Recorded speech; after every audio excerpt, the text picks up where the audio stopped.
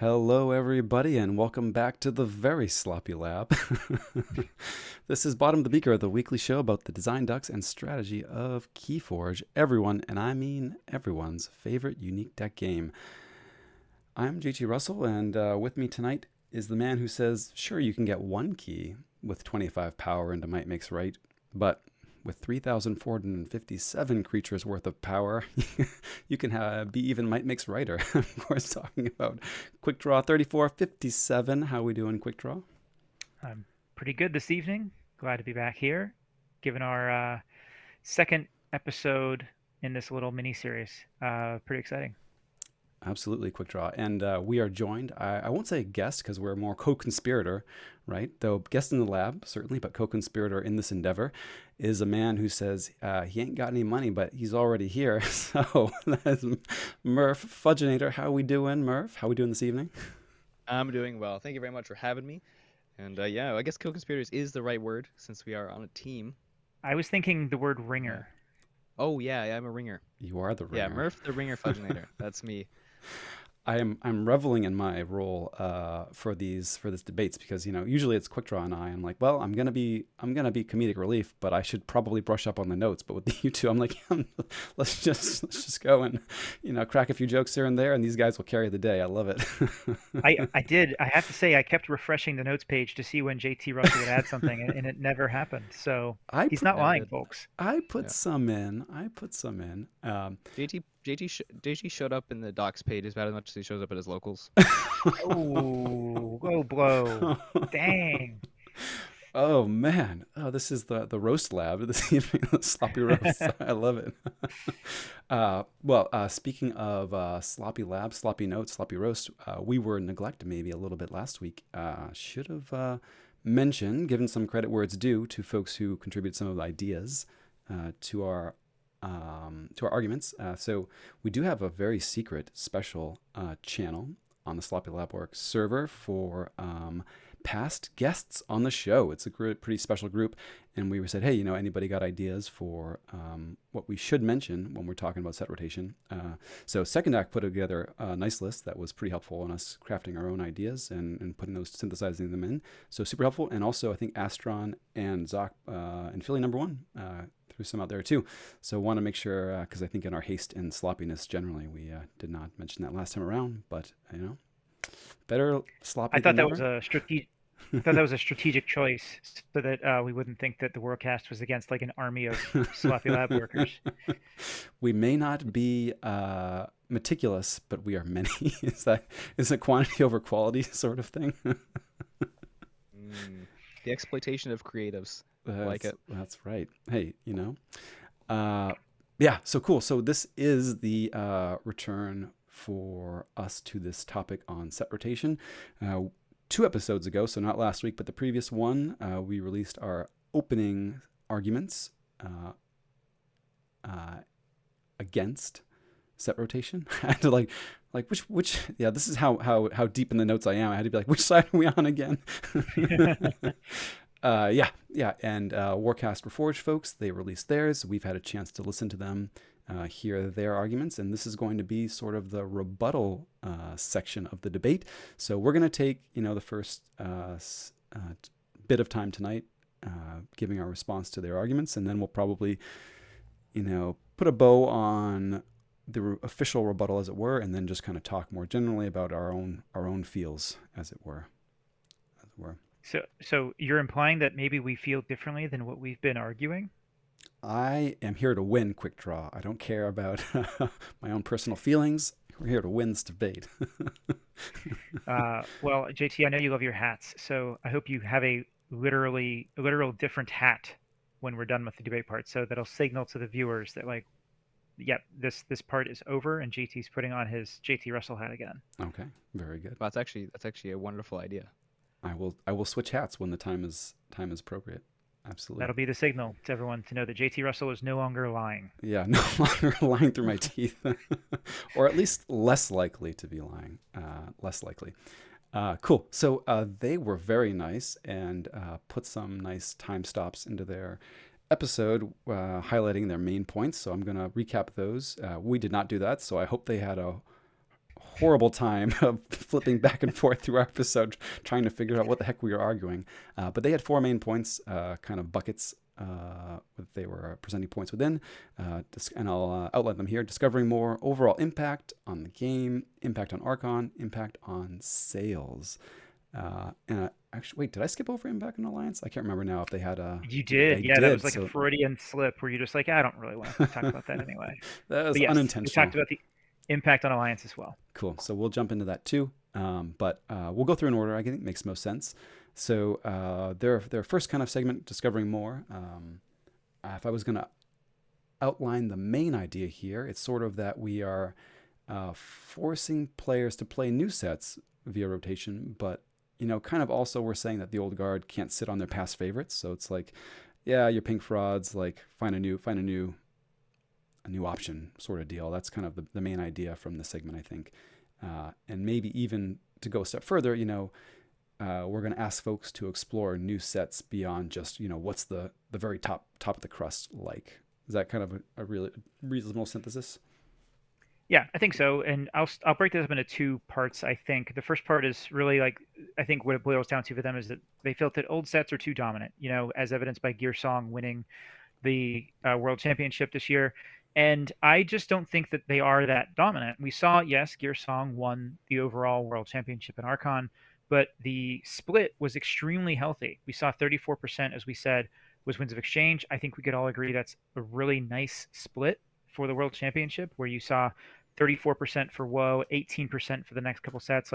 And then Coda was probably like the second fewest, but it just so happened to have a deck like Gear Song that was able to take it on that day. So I don't really think that old sets are too dominant to the point where they need to be rotated out.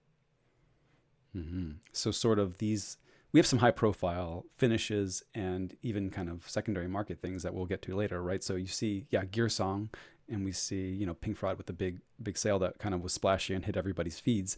But those are maybe more outliers than the full story, right? So there was Gear Song, but then you also look at the split of the field and it's a third Woe or 2/3 Woe wins of exchange in some of these larger events. And so, maybe there are some outliers, but this isn't the full story. And the full story is showing that the newer sets are kind of where folks are choosing to punch their ticket.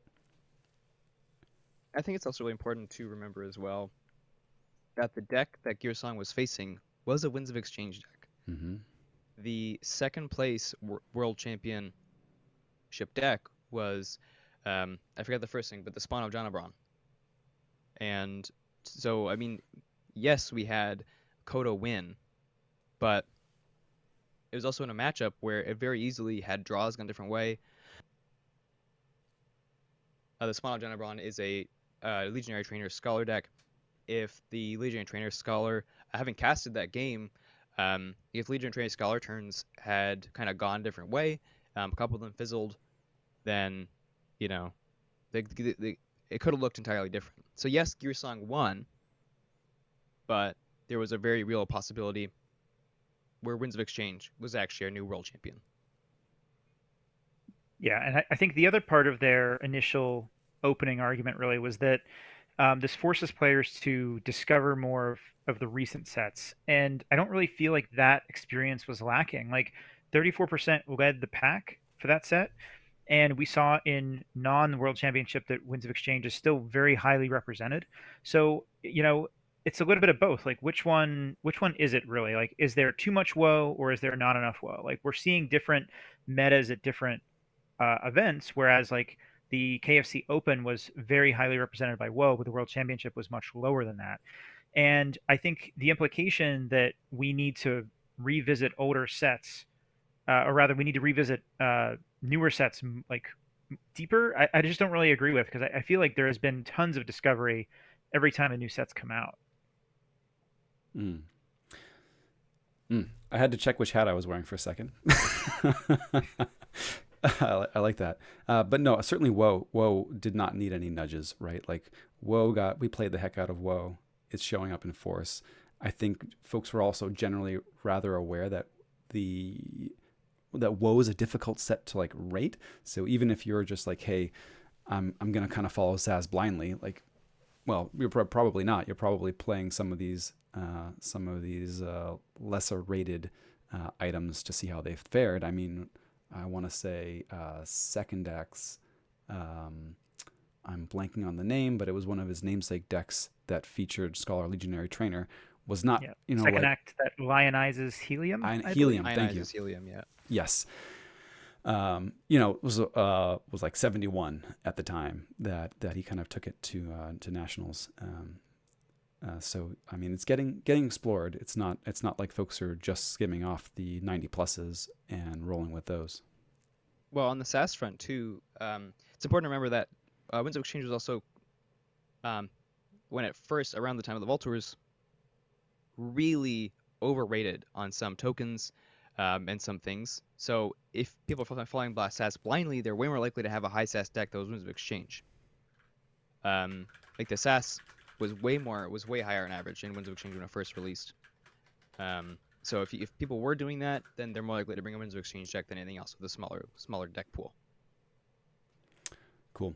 Let's talk a little bit about the impact to Alliance specifically. So this was sort of an overall impact to the game at large, right? Alliance specifically, I think their point, one of their main arguments was that, hey, we get to have a much more trim restricted list, right? Like AOA just rotates off. Now we don't need to worry about keeping Martian Generosity, key abduction things on there. Pretty soon your library or time travelers, your library accesses, your help from future selves are gone. They don't need to gum up spots and take up seats, and you're free to kind of maybe do things that are more creative or just more targeted to that environment. How did this kind of sit with you folks? I think. See, the thing is that their argument for Rotation Alliance was sort of that it minimizes the ban list, but it doesn't do that at all. The ban list already kind of gatekeeps which sets are going to be most prominent. We saw Coda severely hit in the most recent, not the one that's currently in, but the one before it, where so many Logos pods were just killed because of Scrambler Storm, and Library Access and Time Traveler. So they already have a system to create rotation and diverse meta in Alliance in the ban and restricted list. So they already have a mechanism for that. They don't need it there. I understand if you want to change the meta in something like Archon, we don't have a current mechanism for that, but it's sort of a moot point because we already have that mechanism. Could the mechanism be better? Sure, there might be different ways to do it, but fundamentally, we have a mechanism to force rotation, which we see happen in evergreen TCGs like Yu-Gi-Oh!, Flesh and Blood. They use a ban and restrict list to force out old strategies. Mm-hmm. Yeah, that's kind of the purpose of the restricted list already, is like a different type of rotation. But anytime you have a restricted list or any kind of restriction, this is kind of one of the reasons why I don't like Alliance in general, but rotation does not solve this. When you have restrictions, you're always going to put something else at the top of the power curve.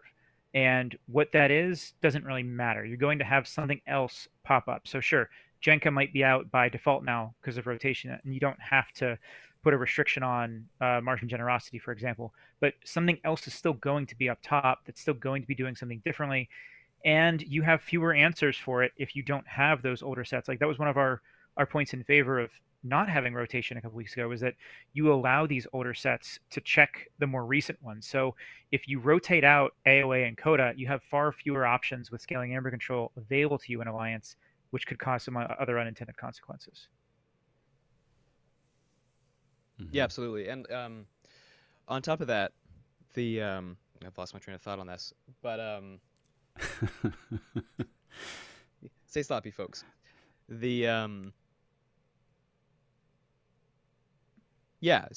the ban and restricted list is, rather than rotation, it's a form of curation, where they can steer the meta into somewhere where they deem to be more healthy.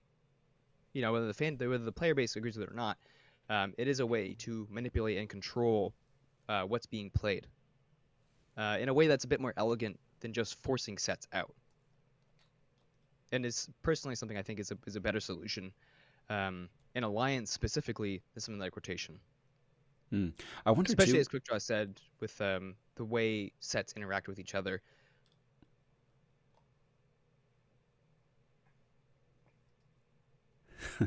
I wonder too Mur- if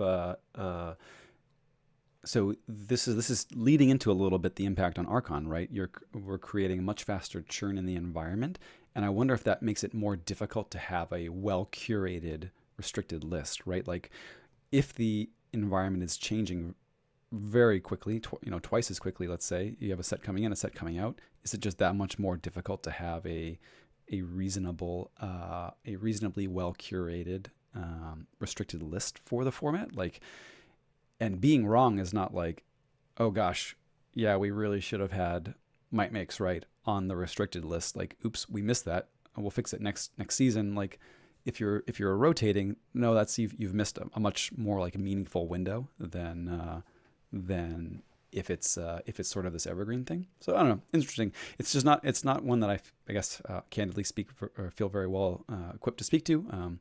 But also kind of peeking ahead on sales. When I was initially looking at decks, call it morbid curiosity, when the alliance was announced, I was like, hey, I've got this really cool idea for a deck, a build, and like, oh, my Logos is pretty good, but like, hey, there's this other deck that can upgrade my Igor to a time traveler. And like, there's a price tag on the deck that's like $300, and it's like, wow, is $300 to upgrade an Igor to a time traveler worth it? Like, I don't know. I guess it depends where things go, but like, that's just a whole different question in a world where things are rotating and more rapidly, and also to counter like to respond to those rotations, you also have these banned and restricted kind of list updates coming more rapidly too. So I don't know, or maybe not more rapidly, but being more swingy, let's say, more And I think change. it's a bit of a symptom too of a smaller player base right now, where there's less people to workshop the format of Alliance. But naturally, when they're only doing a ban restricted list once a season, um, you're naturally just gonna there's things are gonna be missed a lot, and they just don't have time to react. Especially with the way Keyforge works in Alliance, and you're buying pods, they're just so much harder to come by than just simply, oh, I can't use this one card, I gotta swap it out. The whole mechanism of Alliance and the restricted list is just so very different, a beast. And to have both on top of each other, I think would be very chaotic Hmm. for the player base. I think a little confusing too, for sure. Very much so, yeah. Well, we have pretended to be experts on Alliance for long enough. Let's talk about How did we do, chat? our Did we Archon, come folks. across as passable there? So let's recap some of their main points from the impact to Archon and what would be good about it, right? So you get much faster churn in the meta, right? So things would not kind of grow stale. You're all kind of always fresh working with the newest sets, and they'd say that these sort of cascading effects in the meta represent a healthy challenge to high level competition. And kind of second to that, they'd say that Archon events just become more accessible without the need to compete with older sets, right? Like having to constantly be looking back on the history of the game for the tools that you need to compete.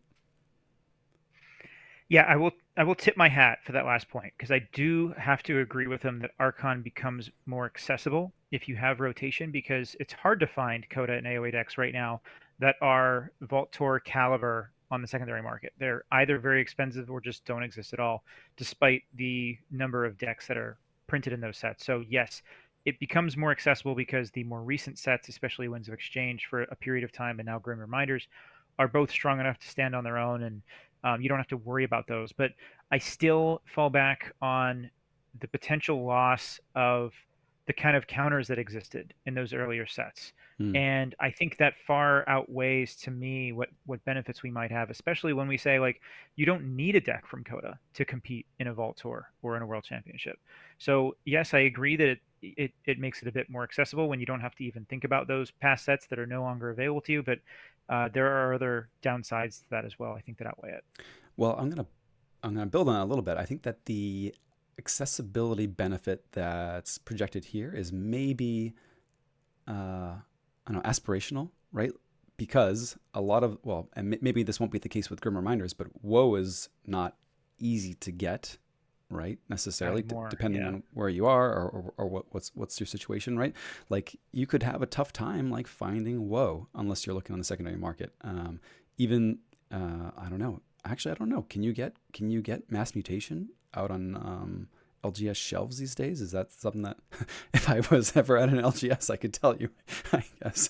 Like, do you guys have Mass Mutation decks on your LGS shelves? No, I think we have AOA. You have AOA. We have No, we're all AOA sold out too. of mass mutations. I think we have No, we're some all sold WoW. out of. I think we have like 6 WoW decks Okay. that recently got in. That Canada's pretty well cleared out of Keyforge, except for some Worlds Collide in Toronto and some AOA in Quebec. Wow. Yeah, for a while I was like just going down to my LGS to like pick up full price AOA just to be like, yeah, people still want this stuff, Please keep stocking it. But I don't know, like no one's gonna buy those, right? So that's tough. That's tough. If they're rotated out, certainly. But anyway, I think the point there is that the accessibility gains is maybe a bit aspirational, and like this to me feels like a maybe, but the time's not now, sort of a take. Well, I also think with less time as well for players to explore their decks, get reps in, Mhm. and also scour the secondary market for Mm. gems. Um, you also, I think, may fall more to the thing where the people who can buy decks in the economy of scale for both sealed and also just throw money, because we all know deck prices are hottest when sets are new.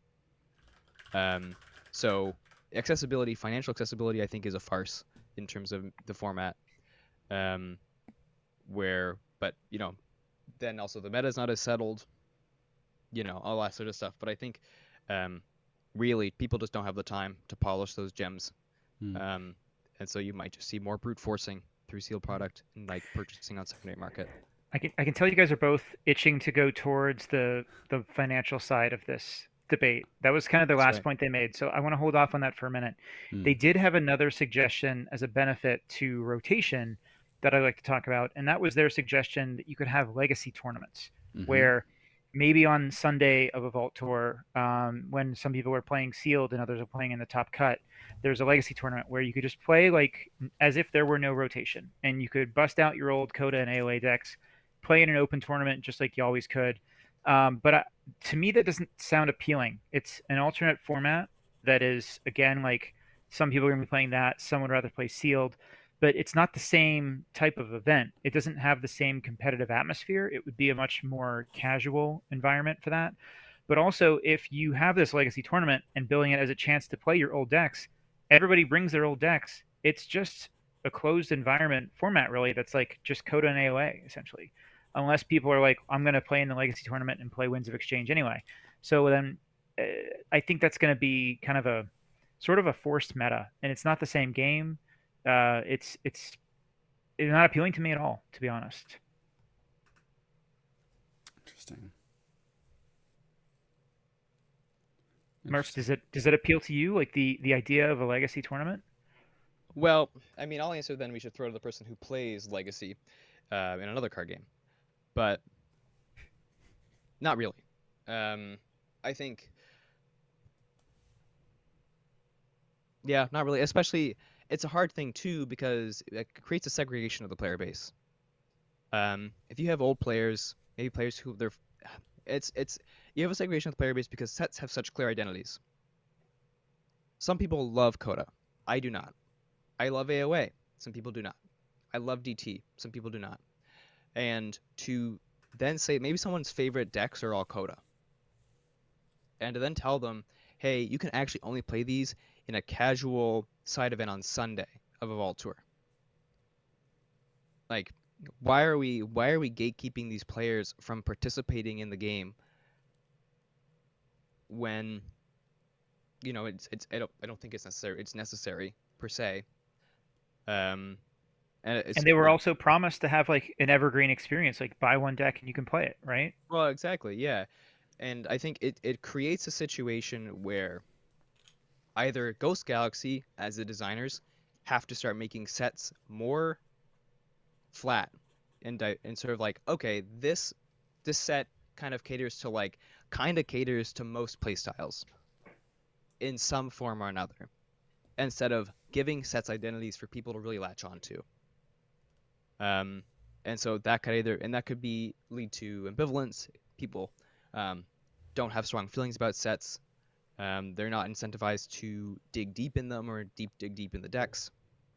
So, it does create an issue where you're segregating the player base that way, or you're tying the designer's hands in what they can do in a set to ensure that players can get the play experience they might be looking for. Hmm. Hmm. JT, any thoughts on the legacy? Is that something you plan? You know, I couldn't say no with a straight face. I've mentioned before a number of times that I played a lot of MTG and have mostly been on the format called Legacy uh, when playing that. But it's really apples to oranges between the two games. Would I play a would I play in a side event that was like, okay, now you can bring out your old decks? I mean, maybe I would, but it wouldn't be why I showed up per se. I don't know. It's tough. It's tough. Like if it's side event only, like that's hard because it's like, feels like a half-hearted nod towards the sets of yore, right? And maybe people play it, but they could probably just jam those games casually on the side too, and have just as much fun. And if it's a main event, then I don't know. You're back to looking at what your format offerings are and how much you're splitting the player bases and all that stuff. Yeah, Hmm. yeah, All yeah. right. Well, you guys, like I said, you guys were both itching to talk about the financial part of this, and this was, I think, their main closing argument. I would say is really about the impact on sales. The argument from the Warcast Reforged was that if you have rotation, you are encouraging players to buy the most recent set, and you're helping the. I would assume you're helping Ghost Galaxy and buying more decks from the current set. Also, in theory, helping the local game stores from selling those out. However, I don't think this is going to have the impact they expect. We didn't have any trouble at all selling out Winds of Exchange without rotation. So once you put rotation in there, you have to might think, what are the potential side effects of that on the secondary market and on like the primary market, where if a local gaming store does not sell out of an entire set, maybe there's a higher print run, or maybe it's just not a popular set. If you have rotation, those are going to be rotated out eventually, and they're going to be stuck with those because once a set's rotated out, there's really no incentive for players of the game to buy that set. Like it would just become an Unchained, and I think Unchained does not sell well at my store because everyone's like, well, it's not legal to play. Why would I want to buy that? Hmm. And I think the same thing would happen to any of those local gaming stores that are stuck with leftover stock of a set that they didn't quite sell to begin with, like, for example, AOA. Interesting. Yeah, this one I think there's kind of a double edge to it. Um, and I think looking out in the future where there's different sort of distribution models uh, and such is kind of yeah, I don't know. I definitely, looking for recent examples, don't feel like we've had any trouble selling out of Winds of Exchange. Certainly, as you said, I I think Grim Reminders is probably. I mean, the hype train's real. I think folks are buying it up. I mean, the campaign was not as successful, but it wasn't. I mean, success was kind of framed differently for this campaign than the previous one. This is a different beast. I don't think that at least my initial gut is that I don't think Grim Reminders is going to have any trouble doing well in the same way as WoW has done well. I think it's probably going to sell out if it's had the same print run. If I had to bet, um, yeah. Yeah, and the secondary market is something that I don't think Ghost Galaxy should necessarily care about. But Mm, if you introduce rotation, there is, the value in the secondary market of decks that are rotated out will crater. Unless there is a very clearly well laid out plan to say like these will become back in the future as legal, which even then is still just going to be for a short time or a temporary time. I think if, once again, we use the example of Coda and AOA being rotated out, you're going to have a very hard time selling any of those Coda and AOA decks that you already have, that you've been perhaps like lucky enough to sell them on the secondary market before for $50, maybe $100. You're not going to get those kind of offers after that. Okay. Okay. Well, I don't know. Any other thoughts from your end, Murph? I feel like we've covered this pretty well and probably went longer than we thought we were going to already. No, actually, I think you two covered it really well. All right. Very good. Well then, Where's your hat, JT? put a bow on the official rebuttal. Hang tight. Okay, JT's going to change his hat. I'm going to do some shuffling or magic tricks while he does that. He's got to figure out how to take his headset off while changing the hat. And he executes it flawlessly. Welcome back, JT Russell. 10 out of 10. 10 out of 10 on that transition. Hey. Oh, do we have to do the intro again, or can we just pick out up where we need? Oh, this is the main potato donut hat. Yeah. The It's got main the holy potato donut right there. Main potatoes. Oh. Did I give you all my There we main go. potatoes speech at one point or other? I think I've heard of this before. Okay, I won't They're bore you with definitely it not right now. PEI potatoes, I'll tell you that much. They're if they were, I couldn't tell you. So they're Well, wait. PEI What? is a province in Canada. I They're very famous for potatoes. if you put it through an A at the end, I would have been with you, but you lost me with. I got nothing on PEI potatoes, eh? There you go. All right. I'll fight you about that, but I appreciate your take nonetheless. So Hey, it's what McCain's uses. Is that right? Okay. Yep. McCain's fries are all PEI potatoes. Is McCain's like a quaint little local shop that you got up there? Yes, that's right. Yeah, just like the Leamington tomatoes for Heinz. There you go. There you go. Yeah, Maine used Although to now provide French's. all the potatoes pretty much for the U.S. and then, I mean, they're still the tastiest potatoes you can get. But anyway, we digress. We digress. yeah, wait, what happened to Idaho? Poor Idaho. They came along and cut the legs out from under Maine in the potato market. They're not as tasty, but you can make them a lot cheaper and a greater volume. Well, The yeah, corn subsidies weren't quite doing it for them. you know, it's tough. It's a tough world in the potato world. Wait, Murph, you said PI was the province in Canada? What province? is Yeah, that? Prince Edward Island is a province in Canada. Oh, it's PI. Okay. No, PEI. PEI. PEI. Oh, I think PEIA. it said PI. I was trying to No. figure out what province would be PI, and I was like, that doesn't make any sense. No, Prince Edward Island. I've never been there, but it's beautiful. So he says. Is that the one that's on the easternmost border? Like a No, that's Newfoundland. Newfoundland. Okay. Yeah, Newfoundland has its own time zone, half an hour ahead. Half an hour. That's just to mess with people. Yeah. Well, now everyone listening knows that we are speaking the truth because we were just rambling and talking about nothing and staying sloppy.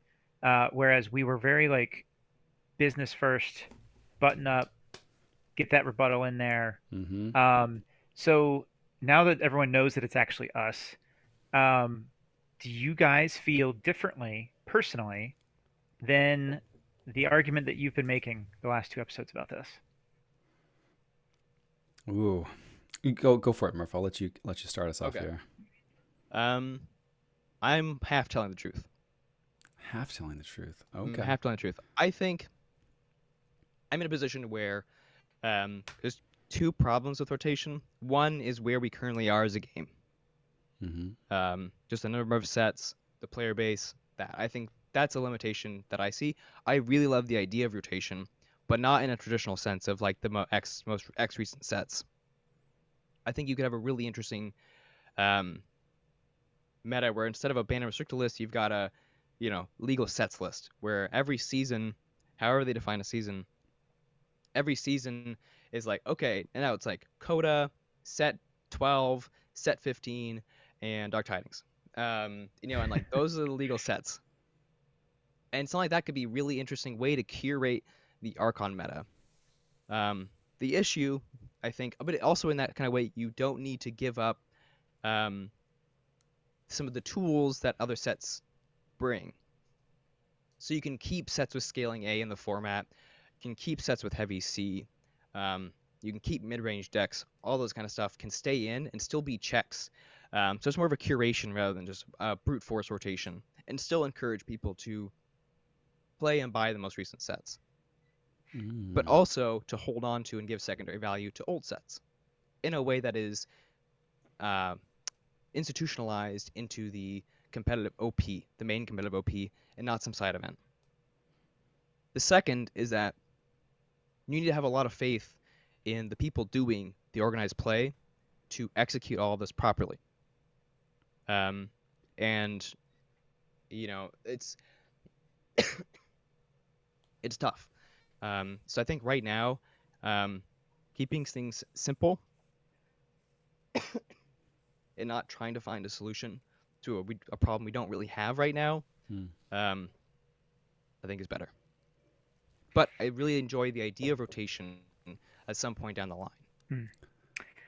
Well, I can say for myself that everything that I have said in these 2 episodes is what I firmly believe. So I am staunchly against any form of rotation.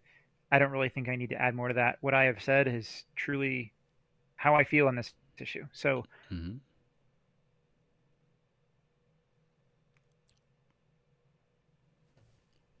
chest right now.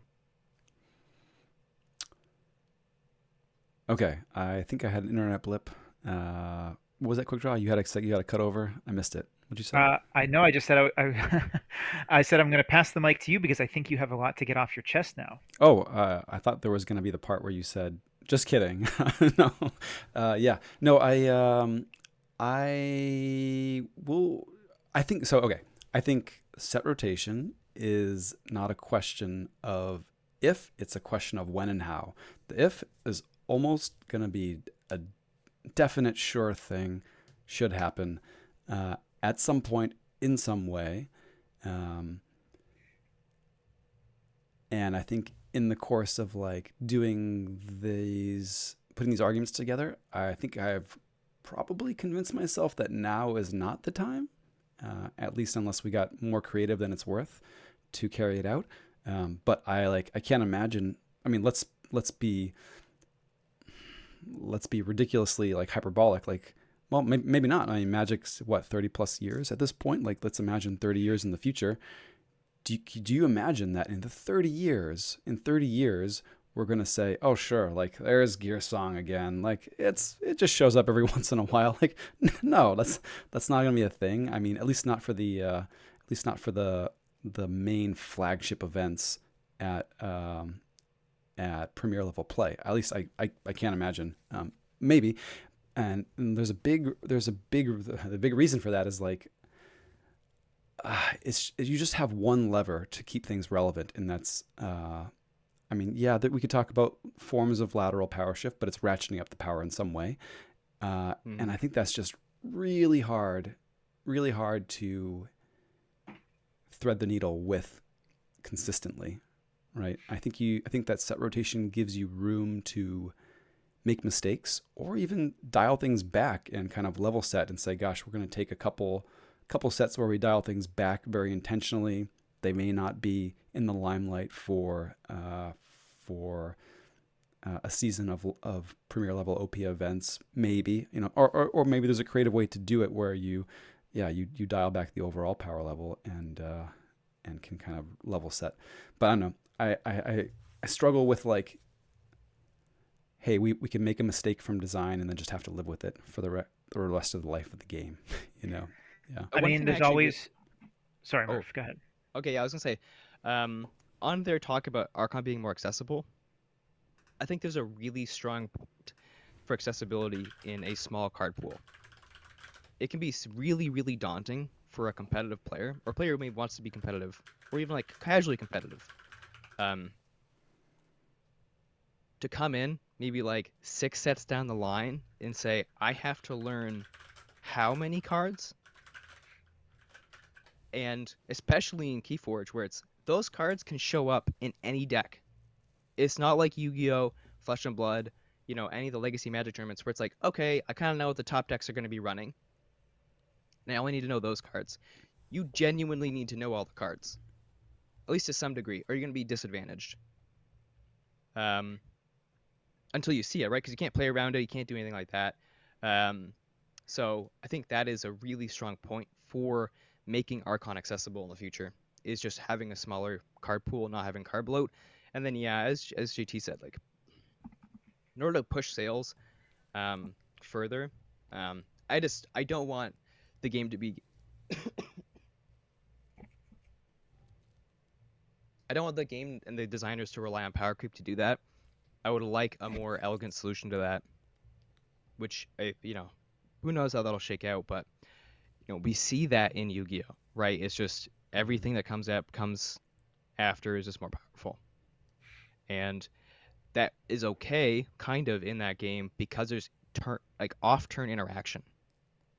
So sure, the decks might be doing absolutely insane things on their turn, but I can stop them from doing that. I can interact with them while they're doing it. In Keyforge, that's not it. And the more strong, the more powerful the decks will get, the less and less interactive they're going to become. So that's interesting. So because we had some similar threads on different servers today, but as you push up the power level in Keyforge, you're kind of like there's this like approach. You're like approaching this line, this asymptotic line of like of solitaire, right? And you really don't want to hit solitaire, right? Because that's just the nature of Keyforge. Like if you can just win very consistently in like 3 turns, like when it becomes 3 turns, it's like, all right, are we playing an interactive game any longer? What does that mean? Like I really like. I'm sure I've said this a number of times, but I really like lower powered games because it feels like every turn there are more meaningful decisions that are going to have like actual impact on the outcome. I believe that's totally the case for Archon too, but as you increase the power level, like those windows for meaningful interactions start to shrink a little bit, and like the more you ratchet up the power level, I think that trend continues. Yeah. Yeah, I agree with that, but I think there are other solutions to this problem that are not rotation. Like if you're worried about seeing Gear Song 30 years from now, when we're ancient geezers and the reigning world champion who brought Gear Song is like still in his early 30s, then there are other ways to handle that. You can have deck ascension, for one example. If you're worried about the card bloat and the number of cards that exist in the game, you could have fewer houses that you're introducing. We've introduced like, was it 4 straight sets are going to have a new house? Like, I personally think that's way too fast. I think they should stop where they're at after Ember Skies and have no new houses introduced for at least a year, and try to tweak with the card pool by pooling in different combinations of the same existing cards. Introduce a smaller pool of new cards so that you're easing that burden of how many new cards players have to learn year in, year out. So there's different solutions to the design of this game that do not involve rotation that could still mitigate the problems that you guys are worried about. Well, I also say I'm not worried about seeing Gear Song in 30 years or in 10 years. I want to see Gear Song in 10 years. The problem is I don't see any legacy decks in 10 years, and all I see is the most recent 2 sets. That's the concern. Yeah, I agree. Right? Like, and what do we saw see with WoW to me is a concern. I don't want to see a Vault Tour where it's 60 2/3 of the field or 1 set. Like I don't want to see that. Unless there are 2 sets. I mean, even then maybe you'd rather not, but yeah. And I get that, and I know that rotation is, and this is something that the Warcast, I don't think they mentioned, was that rotation is a way to handle power creep, right? Because I think that's maybe the best argument for rotation, but there are still ways to responsibly design sets without power creep. But again, like then you have to factor in that GG is a business; they are trying to make sales, and that's a big reason why power creep exists to begin with. We actually heard them at KFC state that they were not intentionally power creeping cards when asked about that directly at the Q&A, and that's a little alarming to me because we've played Grim Reminders for a few weeks, which is, a few weeks is enough to realize how insanely powerful the set can be. So to not really recognize the intentionality of the power creep there is a little concerning. It's there, but it doesn't necessarily have to be. And I think if you're going to fall back on rotation as like the only solution for that, I think we're not holding GG accountable for, designing and maintaining a game responsibly over many years. Yeah, I mean that's a question of like, is that comment corporatism or is it, is that Michael Hurley being a corporate slug, or was, I don't remember if it was Sky Jedi who answered that, but was it them being a corporate slug, or was that genuine ignorance to the idea that the cards they're designing on average are more powerful, and the set they're designing on average is more powerful. It's a question to be asked, Yeah, I don't know. I especially think when there is a financial incentive to it. there's a difference of perspective too. Like you may play a few sealed games, or you may have a very. I mean, I don't know. This would have been a good question for us to ask Philly when they were on. Like, okay, we did a lot of these test games. Like, how often? And we heard from Philly too that there were testing sessions where where the players were given decks with specific combinations. Were there also sessions where like we gave people these like probably high end outlier power level decks, and not necessarily like run of the mill pulls, and to see how they fared against some of the past heat, as it were. I don't know. I have a feeling that I'm talking a little bit out of my butt, but I feel like a lot of times when you're looking at games, you may not be looking at the top 1% of power level. You're like, how's the experience across the board? Maybe it's very sealed or kitchen table centric when you're thinking about these sorts of things. But again, I'm I not mean, talking from any hopefully, experience there, so yeah. yeah. I mean, I'm not a playtester, so I don't know. But hopefully, GG is also, if you have competitive players, because I know they said that they have players of all calibers, Mhm. people whose main way to play the game is adventures, a lot of people who are spikes. Even if you're playing test games with specific decks, you can see how cards interact. You can project that into a top 1% deck. So, I mean, I would hope that GG is accepting feedback on maybe on theoretical deck combinations, Yeah. because most players, most competitive players, would be able to identify powerful and problematic combos in subpar decks that have them. Hmm. And it's all going to come down to what are the chances and how frequently do these combination of cards come together? Hmm. Well, I mean, see, but I don't like that. I don't like designing a rare where it's like totally mid or like bad in some decks and then absolutely degenerate in some others.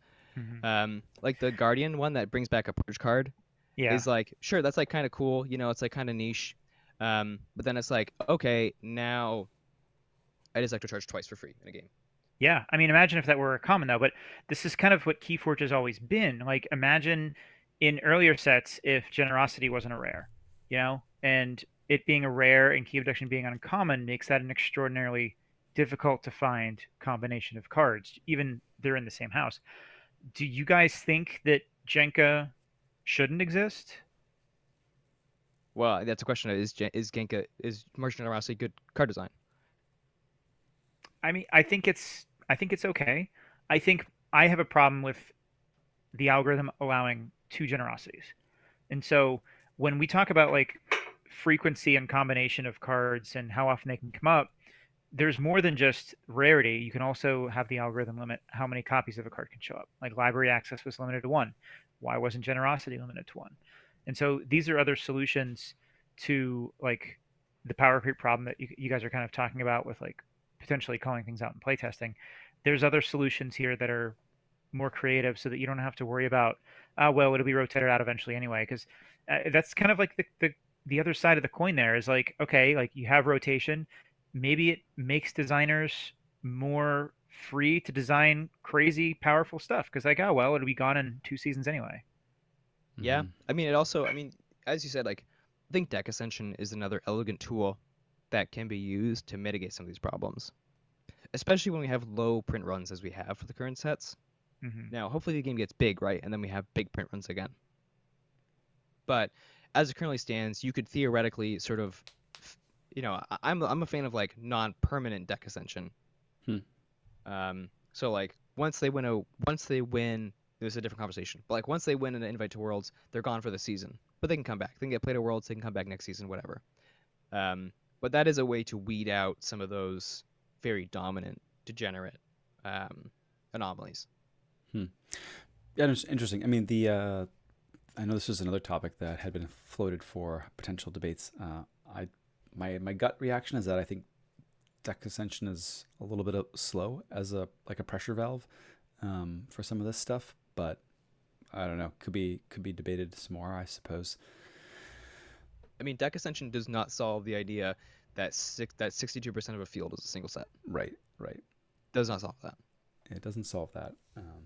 All right. Well, I want to talk about impact on sales a little bit too. I'm going to move us to that if that's all right, because I think that we did a good job presenting the uh, position for our side of the argument. Though, yeah, I'm not sure. I'm not sure. I think this one's very much double sided, and I actually think that set rotation is a tool that makes an awful lot of sense for GG to put out as a way to boost sales for the most recent sets. You can argue that it wasn't needed for Woven Reminders, and we did, and I think that's true, But I think that's also more of a like, yeah, the time's not right, as opposed to this isn't the right idea. So, but anyway, Well, I think yeah. the foil to that though is that if there's 3 sets legal and there's one set that's determined to be a bad set by the community, people aren't going to buy it anyways unless that's the only set available. So it's kind of a moot point anyways in terms of encouraging that set sales unless you have 3 sets that are complete duds. Right. So, So you're just the worst of 3, and you end up getting it rotated, having always been subpar. Exactly, and no one ever sold it, and it's never going to get sold because now it's rotated. Okay. But when you say duds, Murph, you're talking about not powerful in the Archon tier, right? I'm talking about decks that the community has this consensus on that doesn't create enough Archon level decks. Mm-hmm. Yeah, and I mean, I'm not going to dig into this too much because I actually, spoiler to JT, I want to actually dig into this in a full episode in the near future. Is that I think that the larger Keyforge community right now focuses on Archon when they talk about whether or not a set is good, right? Yes. And Ghost Galaxy has cut support for formats like Adaptive that would have allowed you to play any deck you want in a high level competitive event. And now the only thing that we have left to do that in is sealed, and you don't actually get to choose which deck you bring. And it's still unclear how heavily sealed is going to be weighted at Vault Tours this year. They said they're bringing it back, but like to what extent, right? And I think right now the two like premier level formats that Ghost Galaxy is pushing are Archon and Alliance, and they both have the same problem where if you are not digging through your entire box or boxes of decks that you buy for the absolute biggest banger you can find, then what are you going to do with the rest of those decks?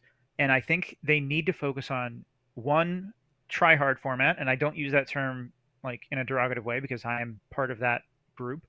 And then one other not casual but like bring whatever deck you want format. And those are the two formats that they need to be pushing hard for high level competitive play, in my opinion.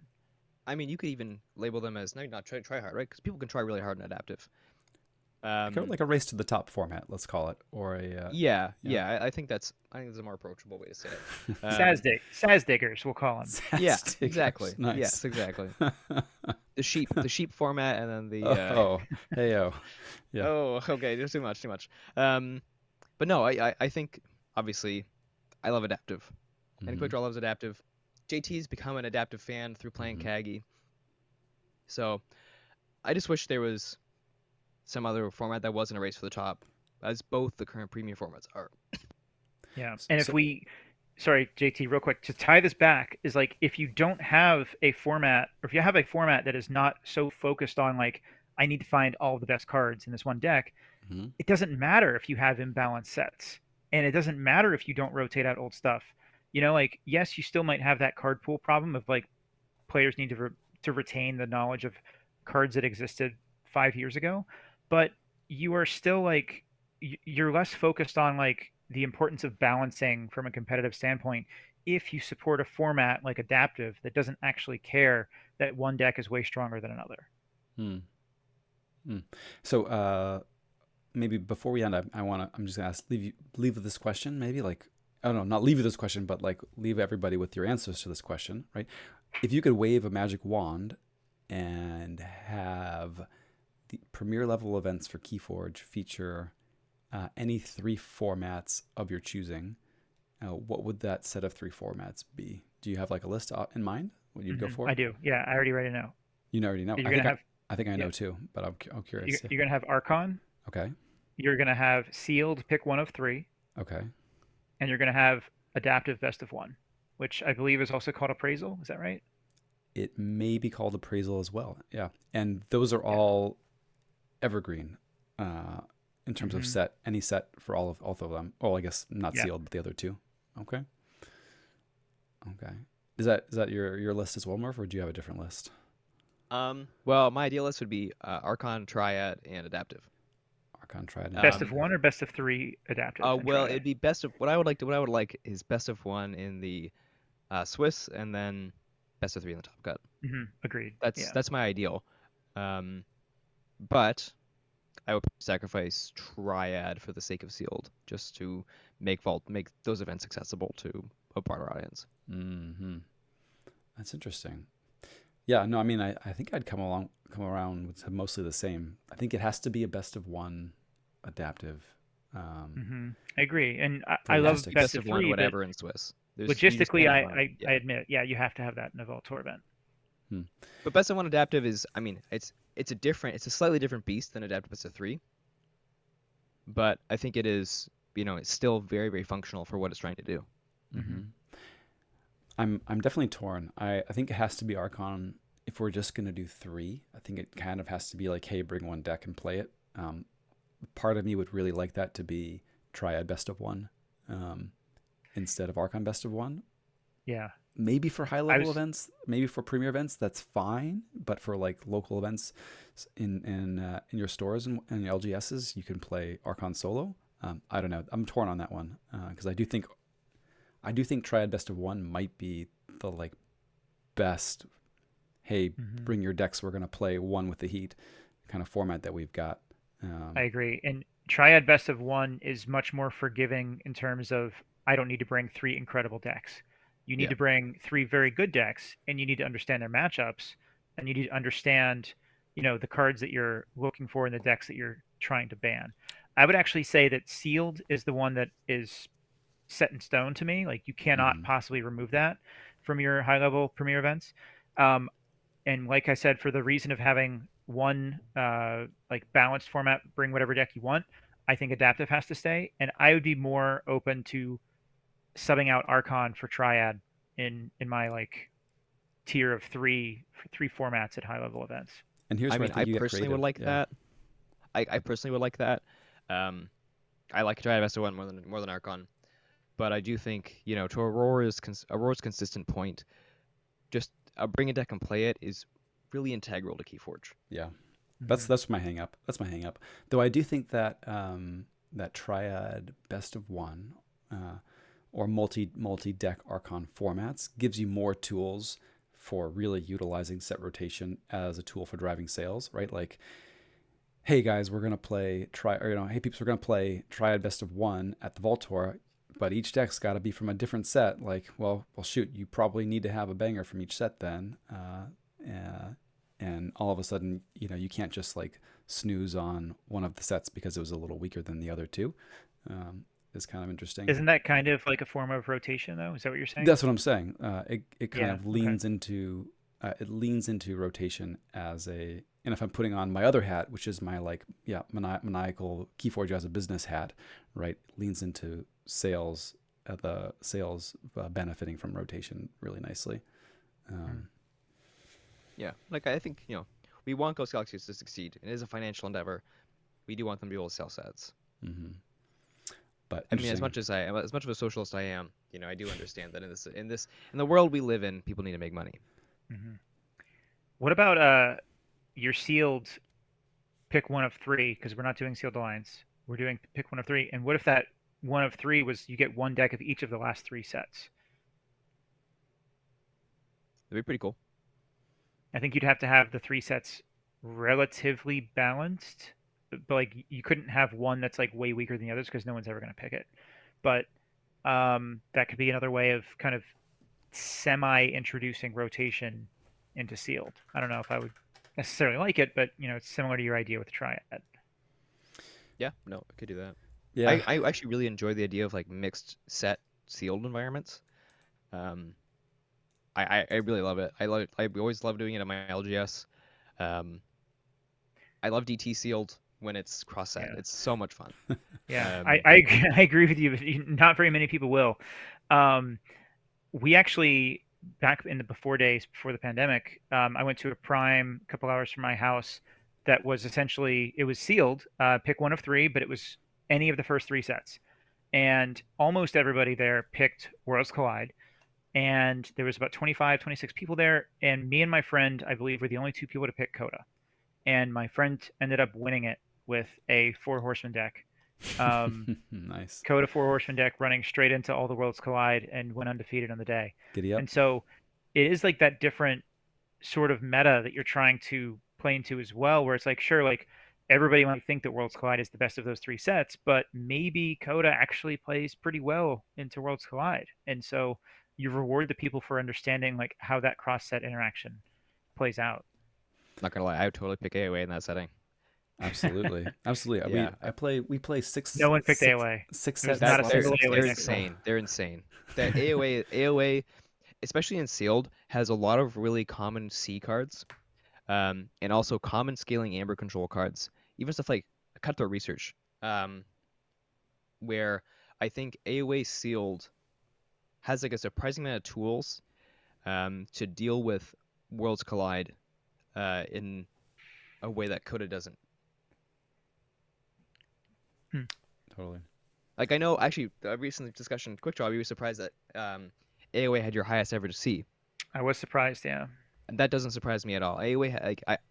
For me, AOA has always been, um, a set that has pretty reliable and good creature control, packed into it. Yeah. Coward's End, standardized testing.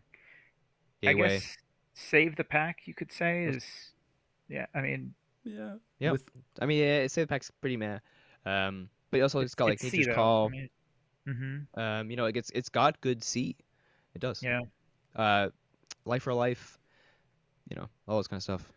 Yeah. we very often so I've played very many sloppy sex decks with Not Tonight, and it's often 6 different sets, AOA being one, and it's very rare that I don't put the AOA deck in the triad, which is the top 3 decks of the pool.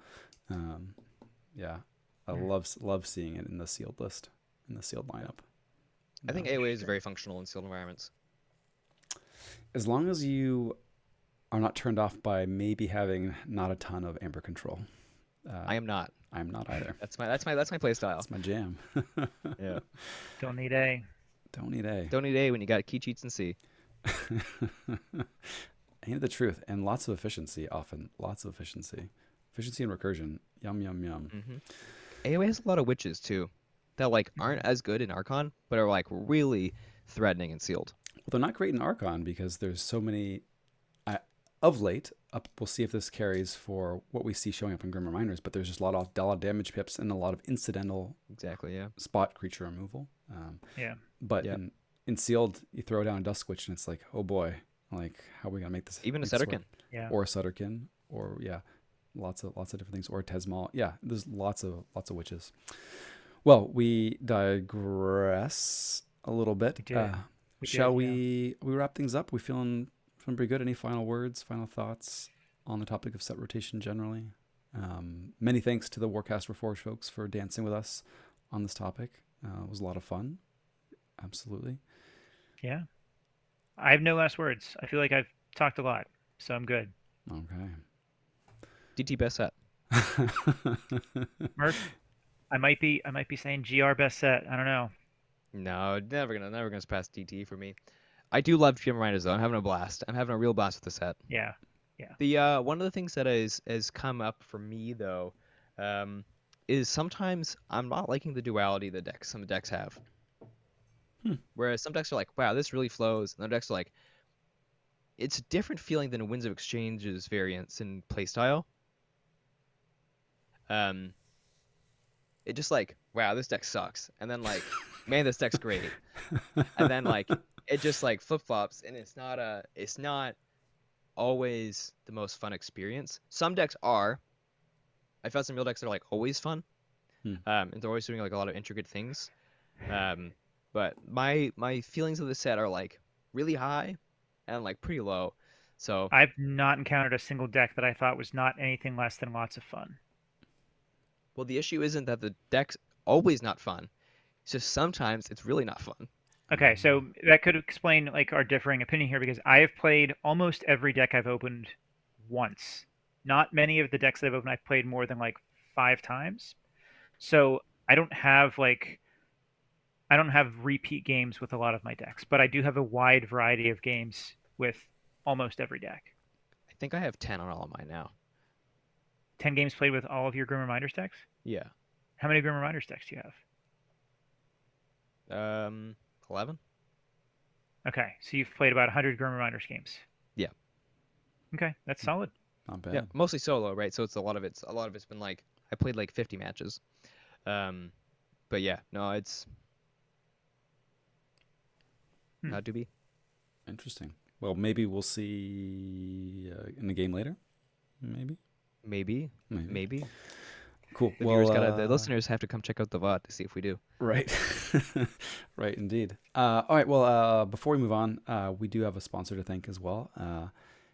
This is a fun one. A little bit offbeat, but who knows? Why not? So, folks, is your fully battened seafaring vessel showing signs of wear? Well, fear not. We're here to introduce Junk Restoration, your premier solution for revitalizing old boats. Their expert team specializes in restoring aging vessels to their former glory, ensuring they're seaworthy and stunning once more. Don't let your boat gather dust pixies. Trust Junk Restoration to bring it back to life. Either of you guys have old and aging boats that could use a little love from Junk Restoration? I am landlocked. Actually, there's rivers near me, but no, I do not have a boat. I live on a great lake, but I don't own a boat. And neither of you own a plane and a boat, I'm guessing. So fly to your boat. JT, how many times have you gone over this, JT? I am not a pilot, okay? Oh, very That's good. That was a nice one. Cool. Well, folks, I'm going to let you all know as well that we record episodes of Bottom of the Beaker right here at twitch.tv/sloppylabwork on Wednesday evenings at 9:30 Eastern Time. You can find recordings of our past shows and other streams over at youtube.com. We are at Sloppy Labwork over there. For the very best content, 34? No, 57 times distilled and straight from the bottom of the beaker. Search for that very phrase in your podcatcher of choice. And we'll be there with you, regardless of which side of the set rotation debate you happen to be on. Find all that more at sloppylabwork.com. Thanks so much, Murph, for being our co-conspirator, our ringer in this contest, as it were. Oh, of course, I'll ring for you anytime. Oh, baby. And thanks so much to Quick Draw. Any words for the folks getting off the final audio stop? Thanks to the Warcast for being such good competitors in this. I'm really looking forward to your rebuttal this week as well. Maybe next week. Not sure when it is, but thank you guys. And everyone else listening out there, stay sloppy. Stay sloppy indeed. Okay, folks. Good times. Yeah, felt good to get that off my chest. I don't know about all of you. No, just kidding. I've been telling the truth the entire time. I don't know. I'm not a liar. There you go. Not a liar. All right. I always have these right by my desk for the show. Oof. In hopes There we go. of goading you guys into some sealed games. I mean, I could do one. I also have I still have decks that I have not played very many plays with, but I could throw out a sealed. That would be fun. Unless you want to take this one, Murph. Oh, I mean, I can open a sealed deck. Ooh, okay, yeah, you guys go for it. I'll defer to the I co-conspirator. don't have any sealed decks left, but How about this? So, JT, do you want to? I know typically we have the brain play with a deck that they know, but do you want to play as the brain in this sealed game? All right, I like where your head's at. Well, All right. I'm the brain. You're the head. I don't know. I mean, Yeah, I like where your head's at. Oh, why can I not resize this thing? There JT we is go. the moderator for the stream. It makes sense that he'd be the brain for this sealed game. Yeah. now, if only I can open these damn wrappers. They're so hard to open. They are. I've been opening it from the top like this. Yeah, Push I've been down trying this that. part. And sometimes it works, sometimes it doesn't. This time it is not. Quick draw. You working. struggled with the woe decks too. I struggled with the cellophane and the woe decks. I'm struggling with the outside wrapper on Grim Reminders. Yeah, the outside wrapper on Grim Miners is way tougher. Yeah. The cellophane is easier though. All right. Let's see Hmm. here. Forever Second Gripper with Gripper GRIPR. Griper. No, GRIPR. Oh, interesting. Gripper. Gripper. Okay. I opened the plastic on this, but I didn't need to do that. I did the same thing last week, Murph. Don't feel bad. All right. In a sealed game, I expect you have to shuffle it. I have the Noble Stormcaller of Magva. Dope name. I am going to first. I'm going to get this deck and send it to JT. Mm-hmm. I am ready. I'll try and play blind as I can. Oh, all right. We can do that. I can just look. Can at I do no, you blind? don't have to. I'm just gonna do it. Oh, I'll do it too. That sounds cool. Let's do that. I will not send it to JT then. And I'm not even. I looked at the list slightly, but JT has not. So let me import it. It looks like a pretty cool deck over here, if I may say so myself. All right, I'm going to start a game in beginner for Murph. Password sloppy. We're going to hide deck lists and show hands to spectators. Okay.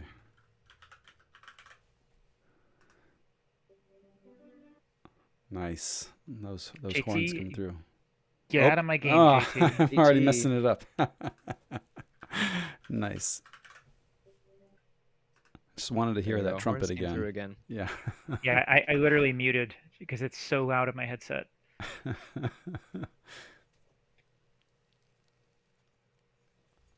All right, so for the record, I have Geistoid, Equidon, and Unfathomable.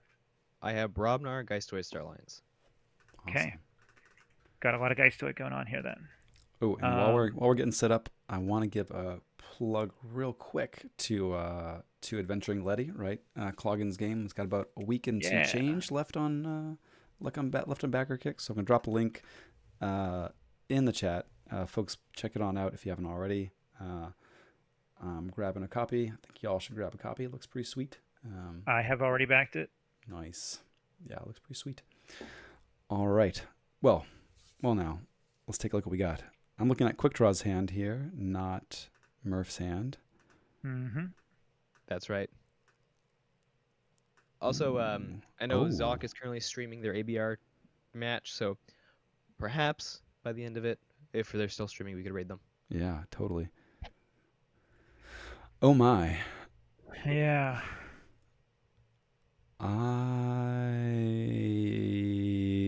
Wowza.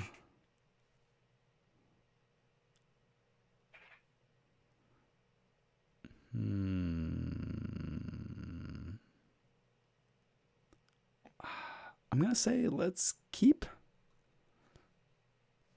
I don't love this keep, but I also, not knowing the deck, I'm like, all right, let's go for it. Okay. And house choice. We're going to go Equidon. Okay. We are going to simply drop an old Tinker. An old Tinker. It's allowed. I'll accept it. It is allowed. Yep. Very good. I'm guessing that you didn't like the keep, but we agreed on the first play. I totally understand your hesitation on keeping and throwing it back. I don't love the keep, but I totally understand it, especially in the context of a blind sealed like we are. We have a Tribute Collector, a Reaver, and a Webster from Murph. Oof.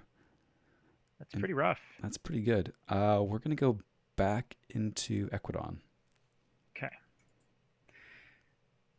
So, I've had worse openers. Back into Equidon. All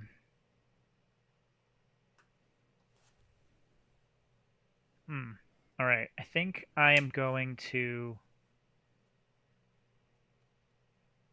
discard the uncommon currency. Hmm. I am going to Reap with the old Tinker and discard Tentaclid. Spoiler alert. Oh, We are that's going actually to really exciting. Mm-hmm. Estate Sale, the uncommon currency, and I will drop a gem code vendor. Ah, okay, that's cool. Yep. We'll call Geistoid here.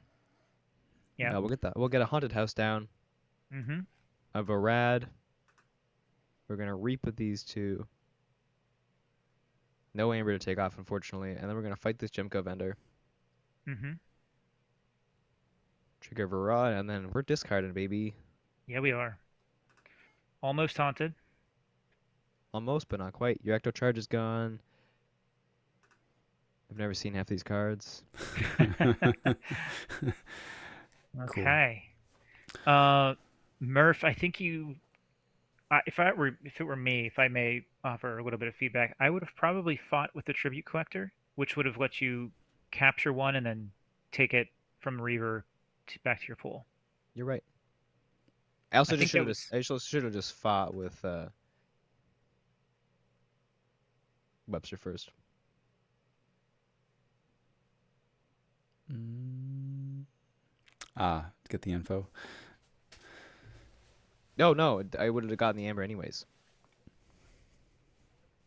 I didn't draw Varad. I just ordered that one. Gotcha. Yeah. Yeah. I see what you mean. Cool. Well, we are going Geistoid. We're just keeping it sloppy. Keep it Okay. sloppy, man. We're gonna go Geistoid here. Um, I'm liking the look of this Geistoid in this deck, by the way. There's at least all right, two so Websters and two Haunted Houses.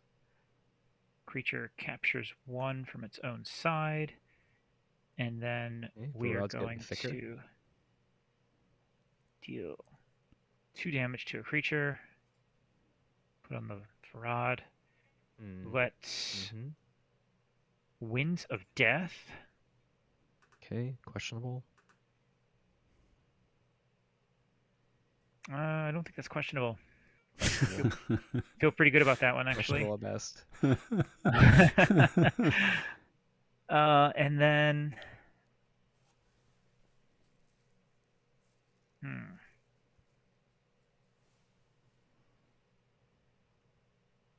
going to play the Mender. And we are going to purge.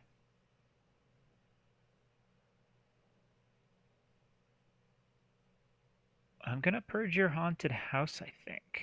This card's cool. Yeah, Mender is really cool. It's my first Mender that I've had. Mender's very Kinda cool. crazy. 2 power, 2 armor with a warding Wards itself when it does the thing. on play. Yeah, that's pretty cool. It words a lot of things too. Yeah, that's kind of pushed. Each robot. Wow. Each Interesting. robot. Yeah. Wow. All right. That's pretty cool. Interesting.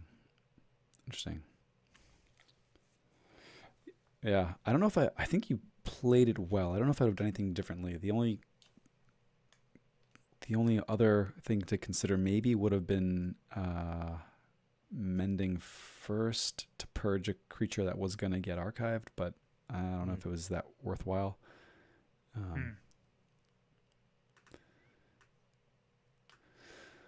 Okay, cool.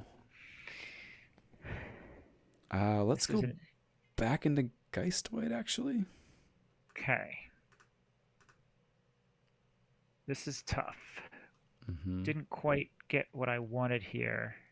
From your blind deck. Oh, boohoo. Well, no. I mean, I wanted Murph to play a little bit more than he did. That's his 5-head. 5-head play for me.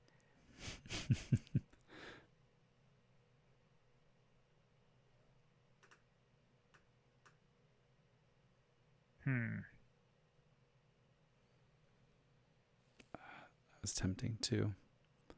Ward each robot, and you only But have also, one we're just gonna robot. ward my robot. Yeah, you just have one robot though, so I feel like I can live with that. Hey, but that robot's still important. Yeah, you know. It's a big robot. All right. Well, one thing I think I know I'm going to do for sure is play the Mamet and archive Winds of Death. Okay, Mhm. fair and balanced. That seems good. Fair and balanced. Fair and balanced. I'm gonna play the Thought Catcher as well. Mm-hmm. Real tough now. This is the tough part. Mm-hmm.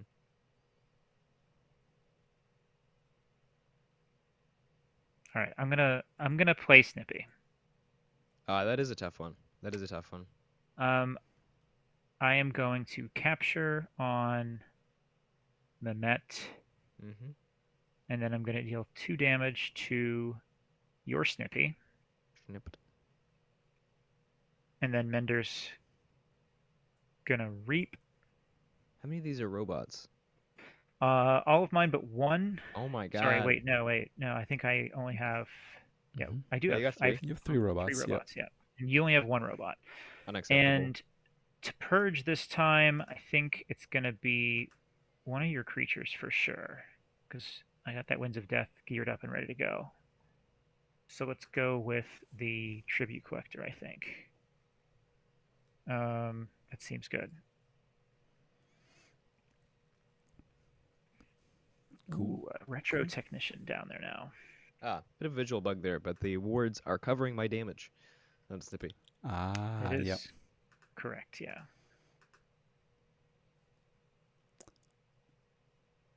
Um,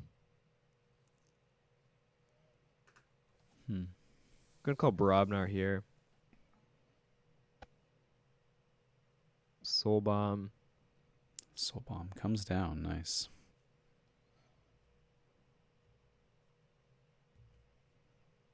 Guess we Fiery Arc. Oh, do you say Yark? I would have Yep. definitely said Jark. I would have said Jark too. Oh. All right. We can always be wrong. We can. And you say Slimy Yark then? Yep. Wow. That'd be something else if it was Slimy Jark and Fiery Yark. Fiery Yark. That'd be a 5-head, yeah. Okay, so you just popped a few wards. Fling. Allow me to archive my old Tinker, it looks like.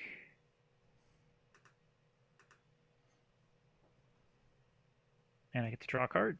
Woo! Mm-hmm. Down to size on the Thought Catcher. All right. So he's up to 5 amber, and I get to forge a key now. You That's right. do. That yummy red key. Okay, if you insist. I do. That's the right call, objectively. Objectively. All right, don't forget to look at my archive. I believe you can see it. Yes. No, we cannot. Oh, can you? JT should be able to. Oh, I right. can. I mean, yeah. Right, no, it's decks that are hidden. I should know that.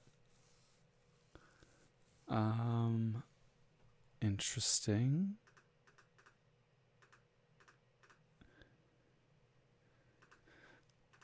Hmm.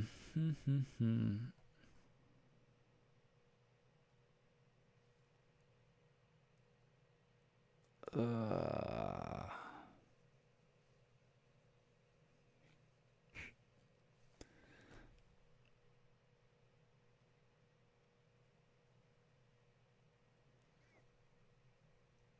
I am a little torn, not gonna lie. Quick Draw is screaming in his mind the house he wants to call. No, there's good options here. I don't actually have a preference right now.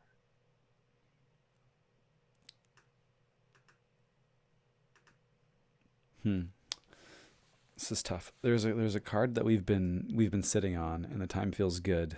But don't comment on my commentary. I'm just narrating while I think. Mm-hmm. But I don't know if that feels so great. I mean, I'm you got gonna a 9 say card hand over there. Equidon. I'm gonna say Equidon. Okay.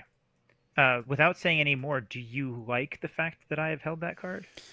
I will be honest with you. I had to reread it because I was thinking, like, why the heck is this guy holding this card? And now, how do you feel after reading the card? I feel okay about it. Well, it's about to become worthless. Yes. Yes. You love to see it. Yes. I am not going to take my archive. I will estate There's an old sale. tinker in there though. There is an old tinker in there. You're right. I'm going to estate sale and estate sale. I will play a gem coat vendor, and That'd be kind of cool if they allow a lot of estate sales, so just estate sale at a house. Mm-hmm.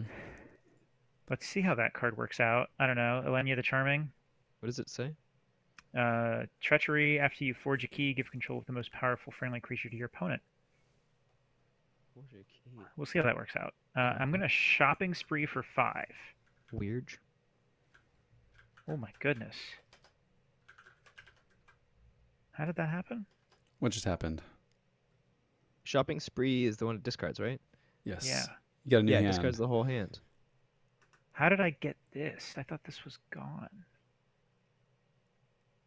Ooh, Wait, what? That's a good question. Did I miss Yeah, where- something? Did you reshuffle somehow? So Did I reshuffle somehow? you scrapped an Immersioneer, which shuffles the bottom 3 cards of your discard pile into your deck. Ecto Yeah. Charge was not bottom 3 though. Oh, yeah, I think it was. Oh, maybe after the Winds of Death. Mm-hmm. Yeah. Oh man, look at that. TCO smarter than me again. And we're gonna estate sale and estate sale. Just get rid of all those estate sales. This is the wrong move. You just gotta lean into the estate sales really heavily. You are nerfing your Ecto Charge here, my guy. I am, but I'm okay with that. Yeah. We're gonna call Starlines here. I think we're gonna pop the Soul Bomb. Okay. We're gonna play Retro Technician Lee. Nice. Reap with the Lee, get another Lee. Mm-hmm. Reap with that Wow. Lee, That's how it works.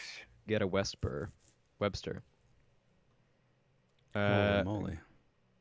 Get a Garcia, get a Walls. Like these are robots. Weird. Oh, sorry, I thought I was gonna get an upgrade. Then Palak. Okay. I definitely if I thought I was getting an upgrade. I forgot Walls gets back robots. Robots. Interesting. Ugh. Options not wonderful. I think they're fine. You got Winds of Death in the archive. I think I'm gonna say Geistoid. Yeah. Mm-hmm. Yeah, we're gonna take that archive. We're gonna reap. We're gonna play a haunted house. Mm-hmm. And play. We both got double on a house. That's cool. I know, it's really cool. We're gonna play You the Winds of purged Death mine, though. there. You did purge yours on purpose, yeah. Very rude. Okay, that's a beefy archive. That is a beefy archive. Okay, we're gonna call Starlines here.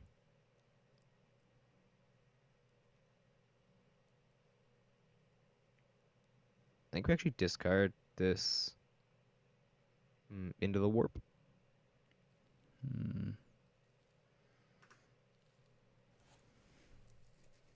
Back to us. Okay. Well, first I have to trigger my haunted houses. So Huh? those are triggered, and then we have a house choice. I am also triggered. I actually like Equidon here, I think. Yeah. Man. Gonna get that old finger value. Hang on, though. Hang on a sec. Not official. Not official. Not It's official. It's official.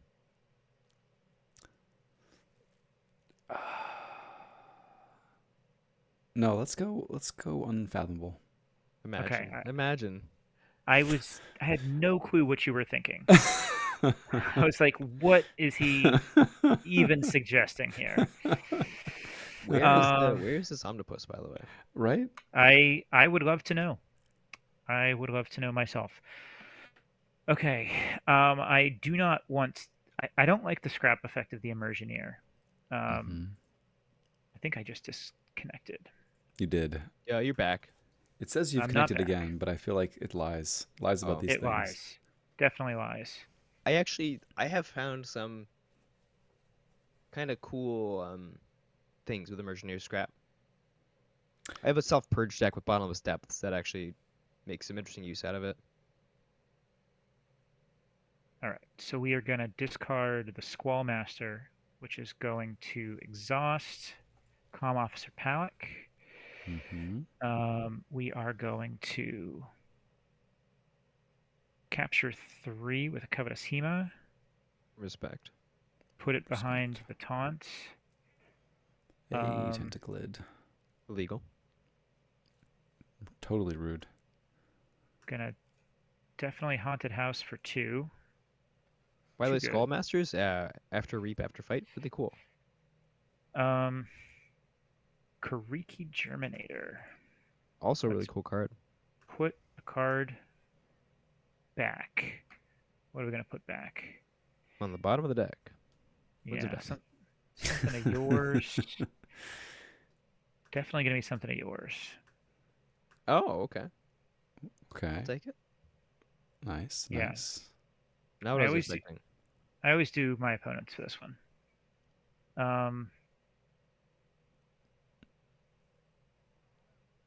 I'll give you a Retro Technician back. How's that? Wonderful. I mean, presumably I'm redrawing my deck when I get it, so Yeah, it's and probably then you won't pretty be minimal haunted. impact. Yeah. Okay. That's a nice big board, but I'm not in check. Yeah, that kind of needs to stop. Big board indeed. Holy Okay, we're moly. gonna go Brobnar. We're gonna take our archives. Big moves. We're going to Memorialize the Fallen. Oof. That's a big one. Gain an Amber. That's a very big one. We're gonna play an answer to your board for next turn. Then we're gonna play a bunch of creatures. We got some giants. And we're gonna Yark it. Ooh. You said next turn, but you meant this turn. Yeah, I did.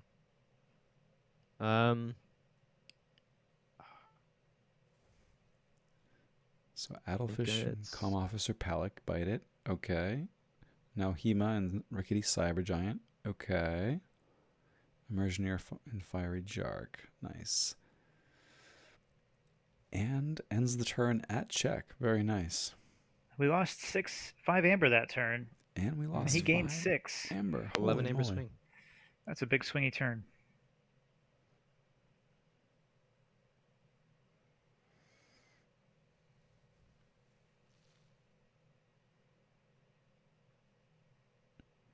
I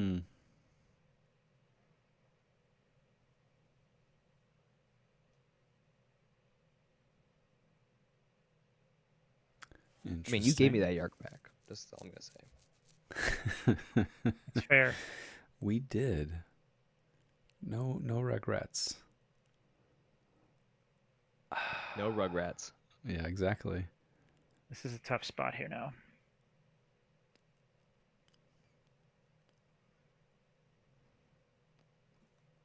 Couple options, couple interesting options actually.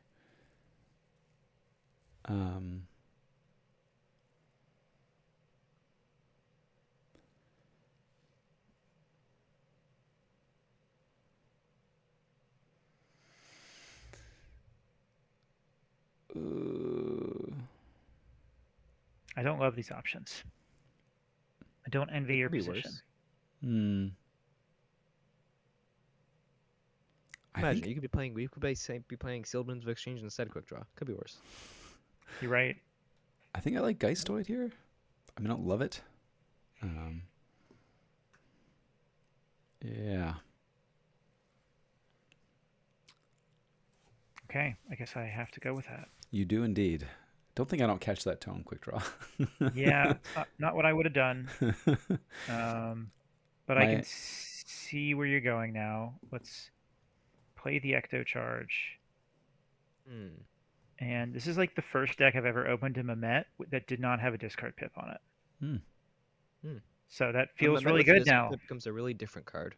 It's like a just a lab work with the body. It's a ZYX Researcher if it has a discard pip. Fair. I guess I'd liken it more to a lab work because it's choice of card. Like Zero Executioner still has the passive option of a card you played last turn. We are going to purge someone new. Something new. What's it going to be? Your Brobnar creatures, your Brobnar cards are all pretty annoying. 4, 5, 6, 7, 8, 9, 10. Almost out of Brobnar. Only done Geistoid so far, so let's do something different. No, keep doing the same house. No, I'm going to get rid of that. A Yark. That's not a bad choice, actually. Damn it. The Yark requires me to have a board, though. But it's also unconditional spy removal. I'm going to go for the Technician, actually. Okay. Yeah, good call. Good call. I respect it. Respect it. What, Equidon, you think instead there, quick draw? I think so, but I think with the Mamet not being a bad Mamet, I think it was an okay choice. I'm fine with that.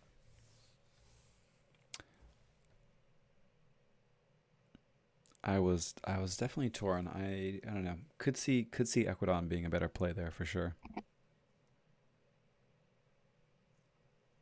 Yeah, I don't know if there was a ton of benefit to the Equidon other than just move cards. Move cards, Blunderbore gets sent over, I guess. Yeah, which is like, who cares? Because he's not going to call Brubner here, I don't think. And we take them off check, It would I be suppose. Stop. Oh no, we don't stop that check if we want to get the Blunderbore. I guess it's between those.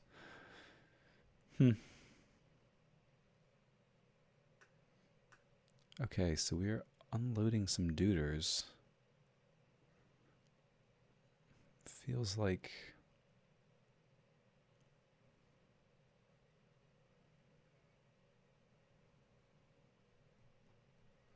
in here somewhere now to archive. Okay.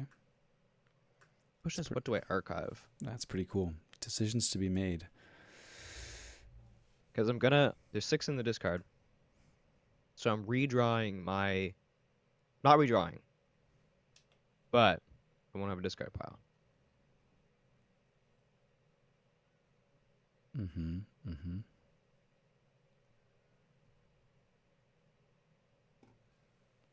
Oof. We have some awkward turns lining up, actually. Maybe the Equidon would have been better there. We are going to be wanting to... Do I lean into Geistoid harder, or do I pick another house? Hard questions. I think I take the Memorialize the Fallen and the Arc.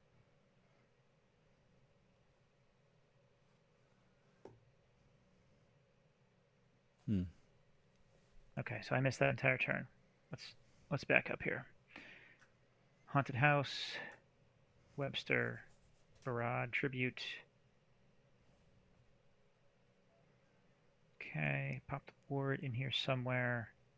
Fiery Arc and Memorialize. Okay, yeah, I guess maybe I should have purged the Memorialize.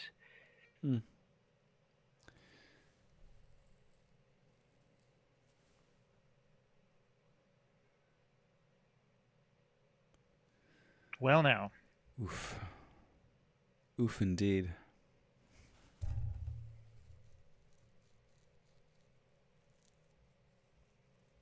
And I'll be back in 2 seconds.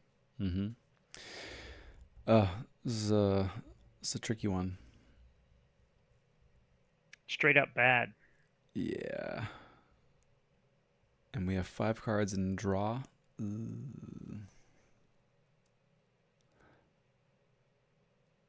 Murph, are you still here? He said he's going to pop back in a second. Okay, good. Because, damn, never mind. I was going to talk through like one of the things that I'm thinking of here, but I can't really. He kept his deck empty. Yes. And he's got a retro technician. He's got Memorialize the Fallen. So if I make him shuffle, yeah, Tutor's an option there for sure. Yeah, but Memorialize is even better then. Memorialize is better then. Yeah. But he's probably not going Brobnar anyway because he's only got 2 Brobnar. 3 Brobnar now. I think we have to go Equidon anyway, so I know it's probably you're to puzzle up, but those are the trade-offs for sure. We'll enable the Memorialize, turn off Lee. Oof. Turn off Haunted House. But man, their Geistoid looks pretty juicy either way. I don't think they need to go Brobnar anytime soon. And the really awkward Okay. thing for us is we're going to be really wanting to go either Geistoid. We're going to be wanting to go Geistoid and Unfathomable when we're at the last dregs of our deck. Be an interesting Yeah. flip. Yeah. It is true. You have purged a bunch of Equidon cards. Yeah. A few estate sales have been binned. A couple. Did we do 2? Did we get 2? Yeah, we did. Yeah. There's 3 in here, and I've purged 2 of them. Wow. Okay. I think it was the wrong call, but c'est la vie.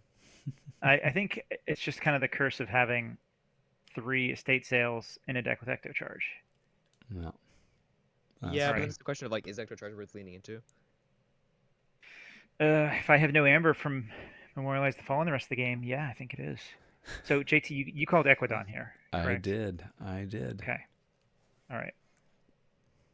I'm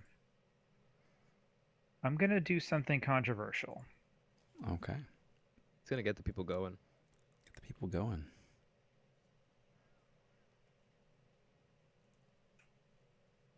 This is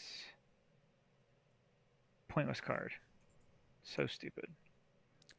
Hospitality is indeed a stupid card. There's literally no reason to give you Elenia anymore. Mm-hmm.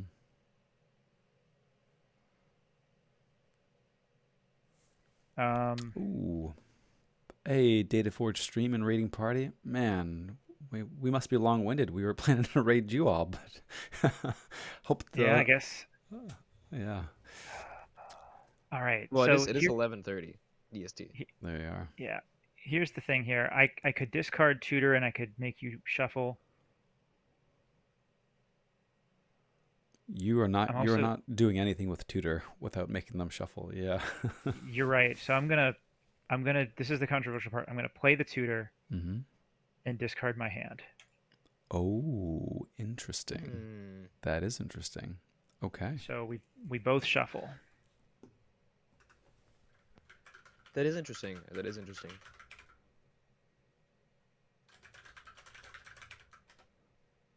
So that turns off the Soul Bomb. You do have a Fiery Arc. Yeah, and we don't get memorialized, I guess, which is nice. We do not get memorialized yet. Mm-hmm. We get okay, guys, stayed here.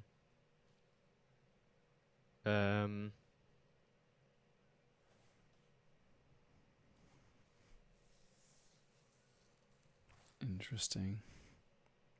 Yeah, this is interesting here, isn't it?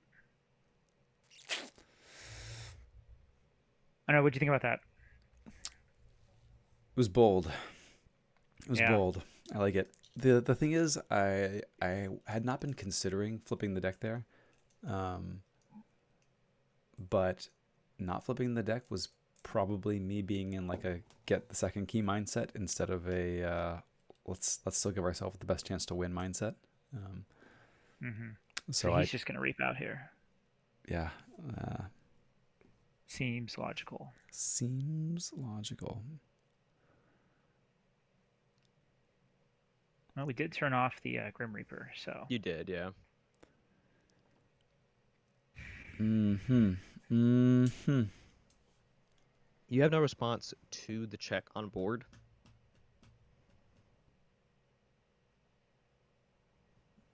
No response to the check on board. So I think Reaping House is the most fun. No, but I think it's the right call to make the answer here. Keep the tempo and make you call a house you don't want to. I think it's the right call. I'm not sure that we have a response in hand either. I did discard the big one, which made me sad, but that is sad. I'm the one with 6 Geister creatures on the board.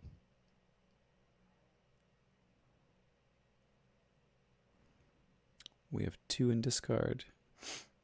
I mean, think I'm missing anything. Let's get some tentacles going. Let's go unfathomable. Mm-hmm. Yeah. There it is. Bottom card.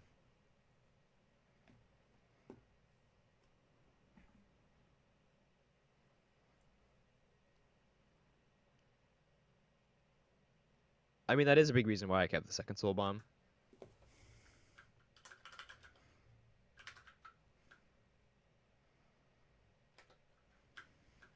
Hmm.